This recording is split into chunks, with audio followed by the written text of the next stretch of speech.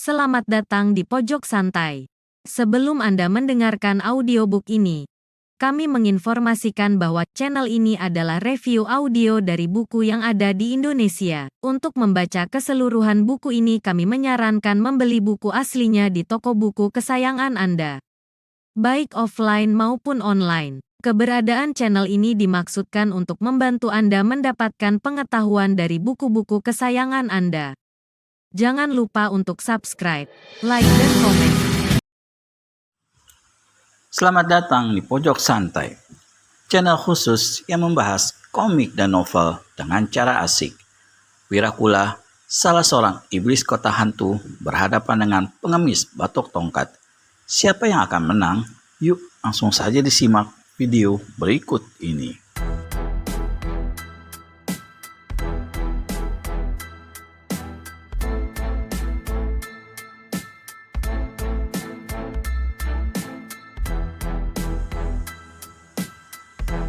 Mendidih amarah Wirakula mendengar ucapan itu. Dia lipat gandakan tenaga dalamnya dan putar senjatanya lebih sebat. Besi hitam dan gandulan bola duri itu berkiblat lebih sebat, lebih ganas, suaranya berdesing tambah angker. Seluruh tubuh pengemis batok tongkat terbungkus serangan lawan. Baju rombeng kakek kelihatan berkibar-kibar tertiup sambaran senjata lawan. Begitu juga rambutnya yang putih panjang. Trak! Tongkat kayu dan gandulan besi beradu keras. "Tongkatku!" seru si kakek ketika melihat tongkat kayunya terlepas dari tangan dan patah dua mental di udara. Dia melompat seperti hendak berusaha menangkap patahan tongkatnya itu. Inilah kesempatan baik bagi Wirakula. Lantai hitam dan gandulan besi berdurinya bersiut ke bawah, melabrak ke pinggang lawan. "Putus pinggangmu, tua bangka keparat!" seru Wirakula. Manusia iblis ini tidak tahu kalau dia sudah termakan tipuan lawan. Pengemis batok tongkat membiarkan tongkat kayunya digebuk patah dan pura-pura kalang kabut hendak menangkap benda itu di udara. Selagi senjata lawan menghantam ke arah pinggang tubuh kurus si kakek, tampak melanting dan jungkir balik di udara. Saat kemudian, terjadilah pemandangan yang membuat handaka ternganga dan orang banyak yang menyaksikan ikut berdecak kagum. Sepasang betis pengemis batok tongkat tahu-tahu sudah menjepit batang leher Wirakula. Manusia iblis mencoba menggebuk dengan senjatanya. Namun, dia mengalami kesulitan bernapas dan ketika si kakek memutar kedua betisnya, terdengar suara patahnya tulang leher Wirakula. Orang ini mengeluarkan suara melengking tercekik. Matanya mendelik, lidahnya mencelet. Dari mulutnya keluar darah, juga dari hidungnya. Senjata rantai hitam lepas dari tangannya jatuh ke lantai. Tubuh si kakek kembali melenting. Begitu dia berdiri di atas kedua kakinya kembali, tubuh Wirakula roboh terkapar di lantai. "Mampus, iblis keparat itu, mampus!" teriak beberapa orang. "Rasakan, mengapa kita tidak membunuh yang satu itu yang terkapar di kaki beranda?" Seorang lainnya berseru, yang dimaksudnya adalah Ratongga, salah satu dari manusia iblis itu yang cedera berat di bagian perutnya dan berada dalam keadaan antara sadar dan pingsan.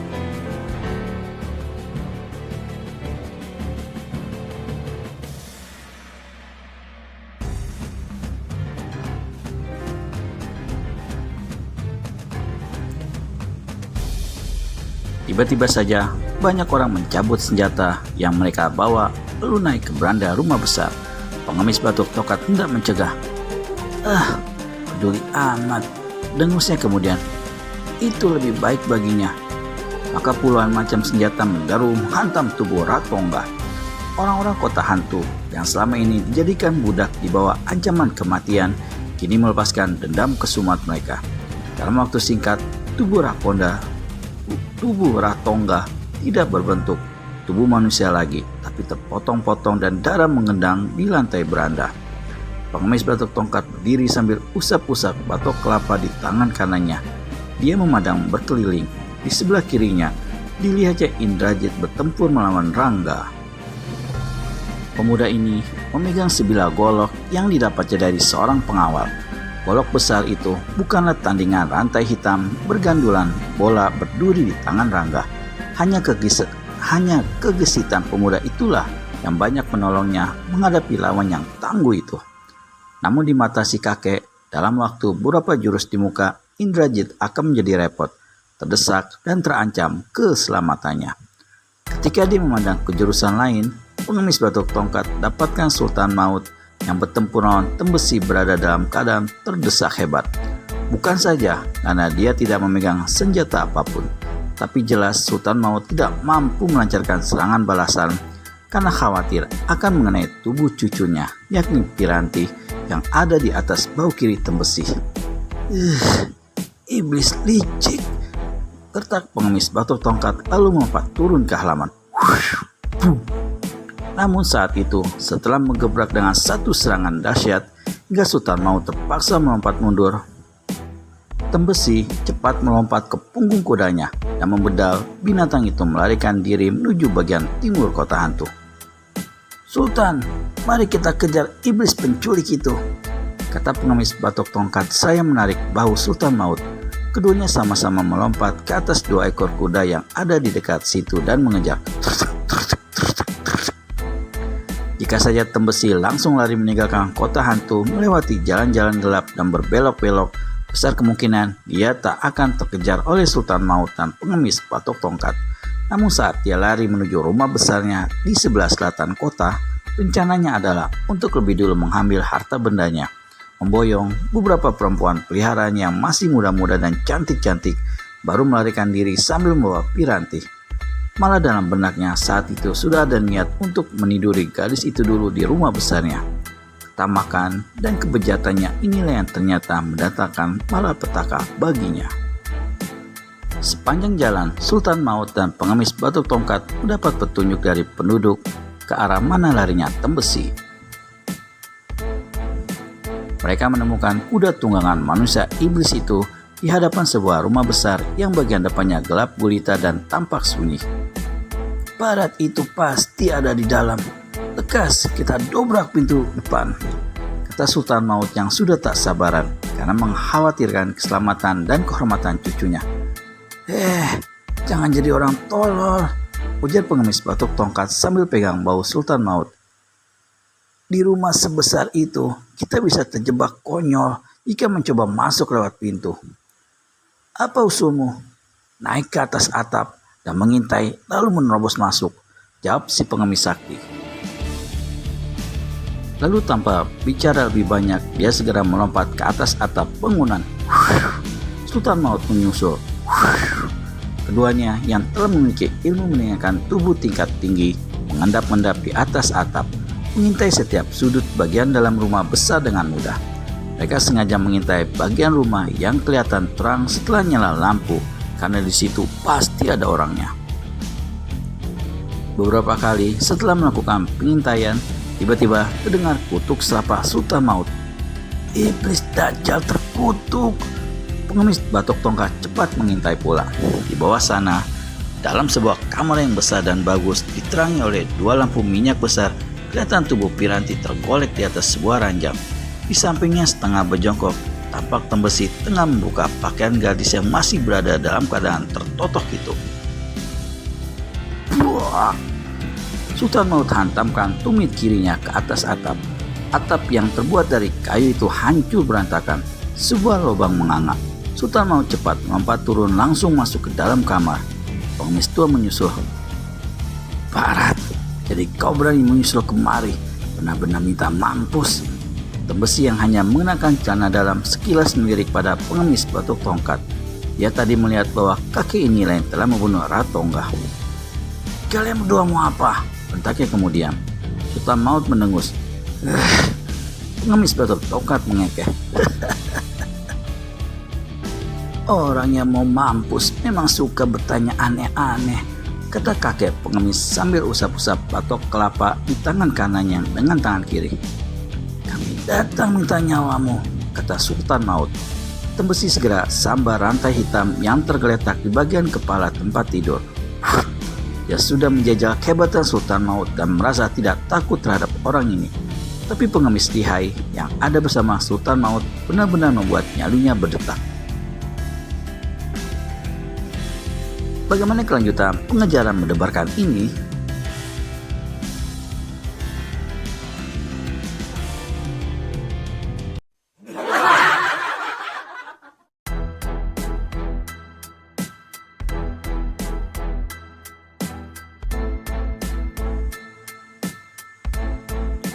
Orang yang mau mampus memang suka bertanya aneh-aneh, kata kakek pengemis sambil usap-usap batok kelapa di tangan kanannya dengan tangan kiri.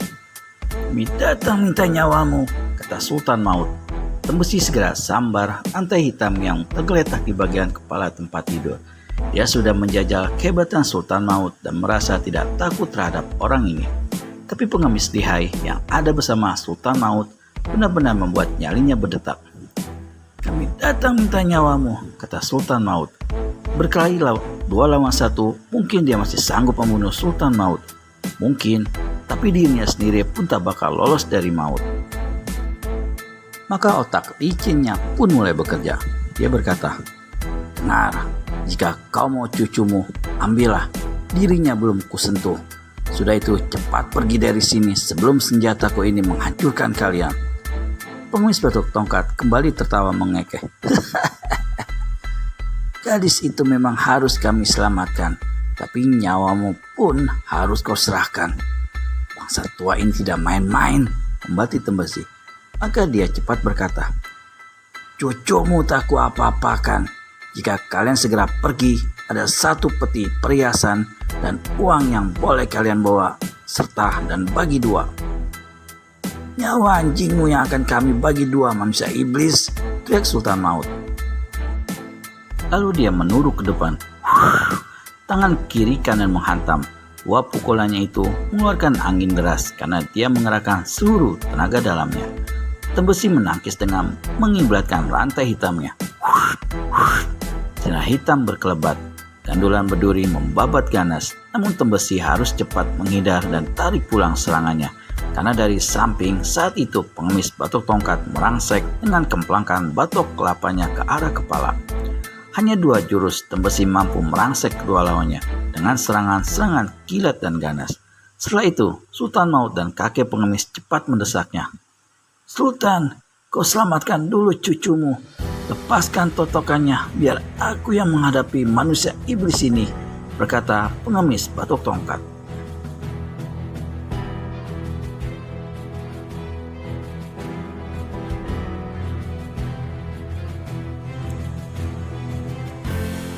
Sultan Maut segera lakukan apa yang dikatakan si kakek. Piranti ditariknya ke sudut kamar. Di sini dia melepaskan totokan di tubuh gadis ini, merapikan pakaiannya. Begitu sadar Piranti dengan cepat segera mengetahui apa yang terjadi dalam kamar besar itu. Maka dengan tangan kosong dia pun menyerbu Tembesi. "Iya!" Menghadapi 3 lawan seperti itu, tak ada lagi harapan bagi Tembesi. Menyadari hal ini, dia masih mencoba membujuk dengan berseru, "Di bawah tempat tidur ini ada 5 peti berisi perhiasan dan uang perak, juga uang emas. Kalian boleh ambil asalkan aku bisa bebas pergi dari sini." "Siapa butuh benda itu?" teriak Sultan Maut.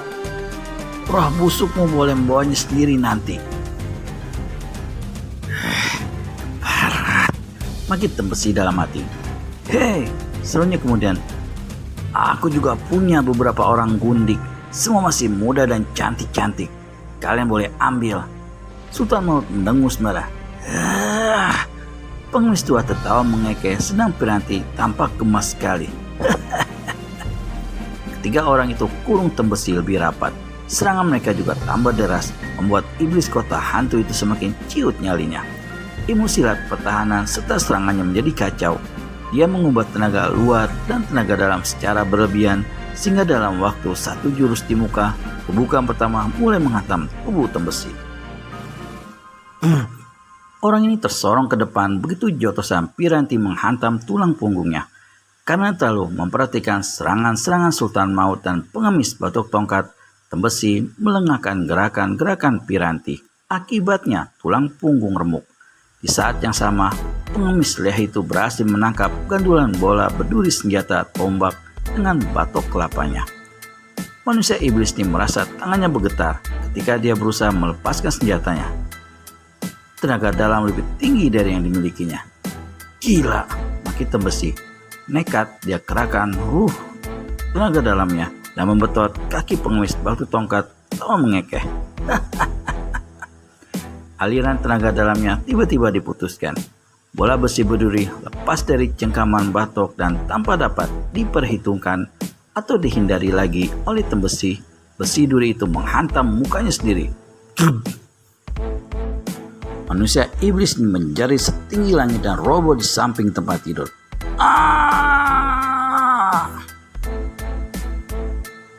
Selagi meregang nyawa dengan tangan dan kaki melejang-lejang, Sultan Maut dan Piranti melompat. Kaki keduanya menghantam, menginjak perut dan dada Tembesi.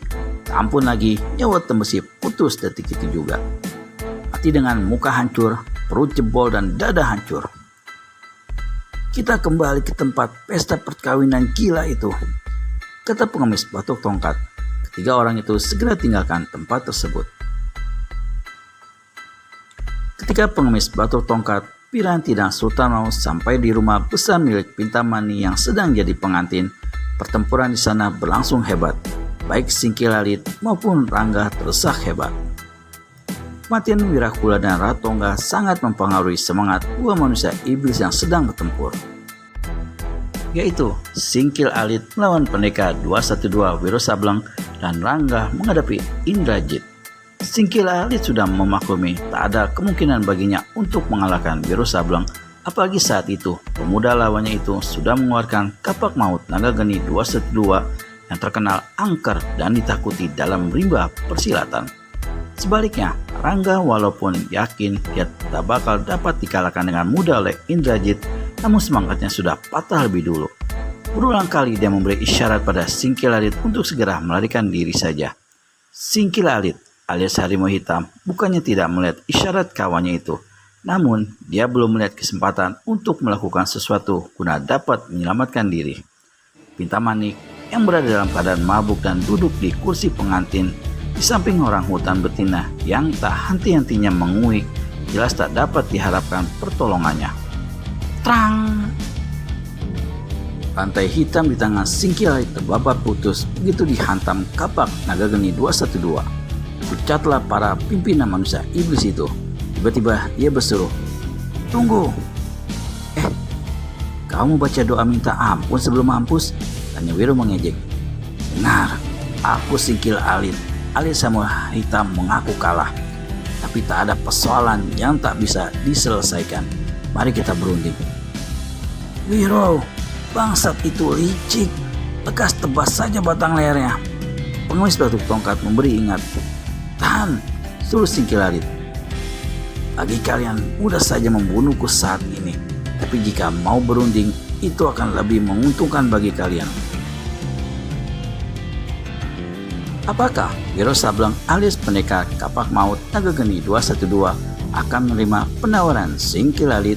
Temukan jawabannya di video selanjutnya hanya di channel Pojok Santai. Segera subscribe dan tekan tombol lonceng untuk mendapat notifikasi video terbaru dari kami. Terima kasih dan sampai bertemu kembali.